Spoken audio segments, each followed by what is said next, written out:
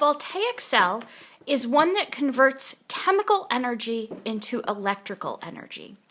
So we end up having a redox reaction taking place, and redox involves the gain and loss of electrons. But if we can separate the oxidation and reduction into two separate locations and force the electrons to flow through a wire, then we can generate an electric current. And this is essentially how a battery works. So in order to do this, we need to have two different, what are called half cells. So two beakers, and in each beaker, a half reaction is going to take place. So in one half reaction, I'm going to put in gold. So I have a strip of gold, and that strip of gold is going to be placed in a solution containing gold ions, and I'm going to have this as AuNO3. One of the reasons we use the NO3 ions a lot for the solutions are, if you look at your table of solubility, nitrate ions are always soluble, and we don't want any reactions with the nitrate ions taking place. And then in the other container, I have another metal, and I'm going to pick aluminum in a solution containing those metal ions. So aluminum nitrate. So we can look at the two solutions, AuNO3. We know that the NO3 polyatomic ion has a charge of -1. That means I have gold with a +1 charge in the solution. And aluminum always forms a +3 charge, which is why there are 3 NO3s there. So I have two beakers. Each beaker contains a metal and a solution containing that metal as an ion. So gold with its ion, aluminum with its ion. Now, in order for the reaction to take place, the beakers have to be connected. And they're actually going to be connected in two ways. There's going to be a wire with either a light bulb, or quite often we just write that as a voltmeter. That's measuring the electric current that's going through it.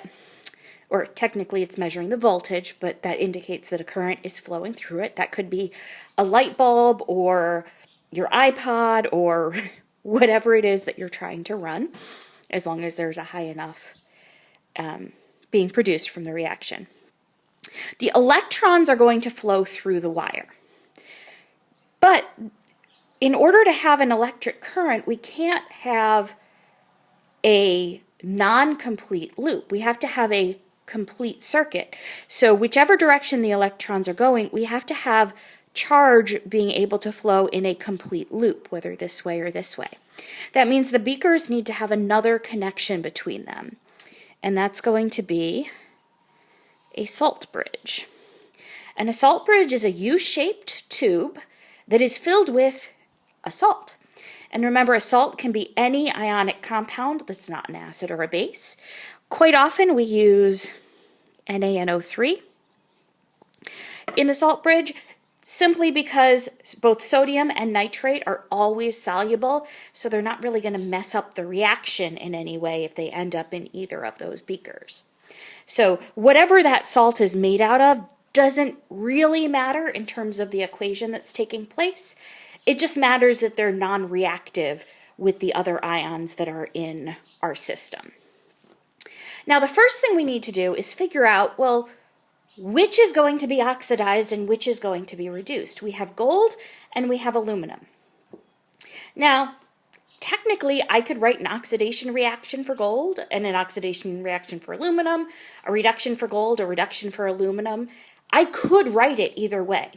But only one of those ways is going to spontaneously occur, meaning it happens on its own without me putting energy into the system. And that's what a voltaic cell does.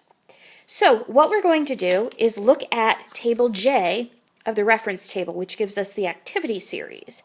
And we can see that gold is way down at the bottom here, and aluminum is way up at the top here. Aluminum is more active than gold. And metals want to form that positive charge. So if something's more active for a metal, that means it's more easily oxidized. So that means whichever one is on the top, in this case aluminum, is going to be oxidized. And whichever is below is going to be reduced. So I know that aluminum is going to undergo an oxidation half reaction. Gold is going to undergo reduction. Now the half cells have different names depending on what type of reaction is taking place. Oxidation occurs at what is called the anode. So the one that's higher on table J is going to be the anode. Oxidation will take place. Reduction occurs at the cathode. So the aluminum side is my anode, the gold side is my cathode, and I know that from looking at table J. All right, well, aluminum is going to be oxidized. So to write the half reaction for that, well, half reactions only deal with one element. So I have aluminum turning into aluminum. Now, what charge does it start with? What charge does it end with? Well, the metal strip is made up of aluminum with a 0 charge. The aluminum ions have aluminum with a +3 charge. So one of those has to be 0, one has to be +3. Oxidation, I know I'm losing electrons, which means the charge is going to go up. So charge going up would be from 0 to +3. So my oxidation half reaction for aluminum would be aluminum 0 forming aluminum +3, and then I would need 3 electrons to balance that out. On the gold side, I know I want it to be reduced. Again, I need to have just that one element, gold. So gold something turning into gold something else, but it needs to be reduction. On the strip I have 0, in the solution I have +1. Well, which is reduction? 0 to +1 or +1 to 0? So +1 to 0 is gaining electrons, which is reduction. The charge goes down, so I need the electron on that side. So the half reaction for gold is Au plus forming Au0 by gaining that electron, which is what makes it reduction. For aluminum, I have Al0 forming Al +3 and losing the 3 electrons, which makes it oxidation. And remember, I determine which one's going to be which based on what's higher. So I have the 2 half reactions, but I want to look at what's going on in the cell as a whole. Well, aluminum is losing electrons. Electrons are always going to flow through the wire that goes through the voltmeter. Well, aluminum is losing electrons, so electrons are going out of the aluminum, and the gold is gaining electrons, so they're going into the gold. So in this case, the electrons are going through the wire from aluminum to the gold. It's not always from the right to the left. It's from whatever's being oxidized to whatever's being reduced. So that's the flow of the electrons. But again, we have to have a complete circuit. But remember, electricity is not just flowing electrons. That's what we tend to use, but it's flowing of any charge. And that's where our salt bridge comes into play.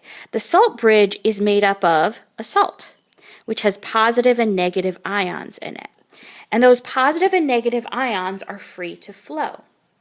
So those ions are going to flow through the salt bridge to complete the circuit and allow those solutions to stay neutral. So as the electrons are getting sucked out of the aluminum is turning into Al +3 ions. And those ions are falling into the solution, which means I'm increasing the concentration of the Al +3 ion in the solution because I'm making more of them. At the same time, this metal strip is getting worn away because I'm using up those aluminum atoms. So aluminum atoms are turning into aluminum ions, which become part of the solution. That means this solution would become positive overall. Well, positive attracts negative things. So the negative ions from the salt bridge get sucked into the solution to help neutralize those extra aluminum ions that are getting dissolved into that solution. At the same time, over on the gold side, we have the electrons flowing into that gold strip, and gold ions from the solution are gaining that electron and turning into gold atoms, which then attach themselves to the strip. So I'm using up the gold ions. I don't have as many of them as I did before. They're turning into gold atoms, and that strip is growing in size. So since I'm using up positive ions becoming neutral atoms, that means this solution would become negative. Well, the negative in the solution would be attracting that positive ion from the salt bridge. So those positive ions from the salt bridge flow back over in order to keep the solution neutral.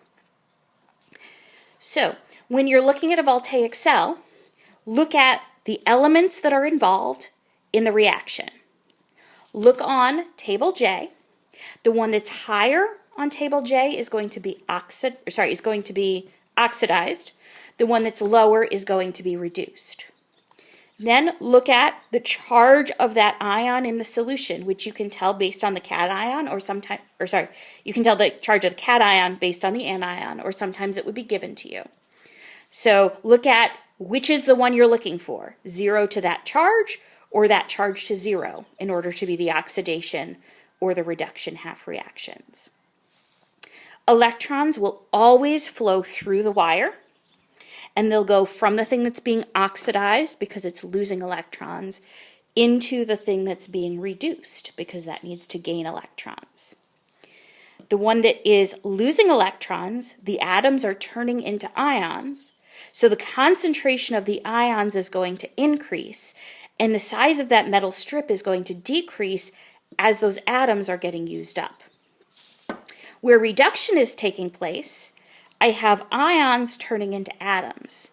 So the ions are coming out of the solution and turning into atoms on top of that strip.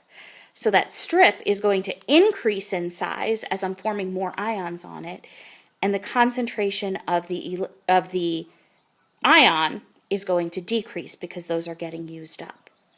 Now, if you want to write the entire reaction that's taking place, we can do that simply by adding the half reactions together, but it has to be balanced half reactions. So we have 3 electrons being lost and only 1 being gained. So to balance those half reactions, I would multiply this one by 3. So that gives me Al0 yields Al plus 3 electrons, and then 3 electrons plus 3 gold plus 1s yields 3 gold zeros. When I add those together, 3 electrons plus Al0 plus 3 Au plus 1 yields Al plus 3 Au plus 3 electrons. Sorry, that whole thing won't quite fit in the screen. But I have 3 electrons on the left and 3 electrons on the right. Well, they cancel out, so I'm just going to erase those. So we have aluminum plus 3 gold ions forming an aluminum ion plus 3 gold atoms. And we can go through and double check that it is balanced by both mass and charge. 1 aluminum, 3 golds, 3 golds, total charge of plus 3, total charge of plus 3. So overall, this is the reaction that's taking place. You could also write it with those NO3 ions in it, because we are told that NO3 is the anion attached to these, in which case we would have Al plus 3 Au NO3 yields Al NO3, 3 plus 3AU. So either of those ways are correct for showing the balanced reaction for the entire reaction that is taking place in this voltaic cell.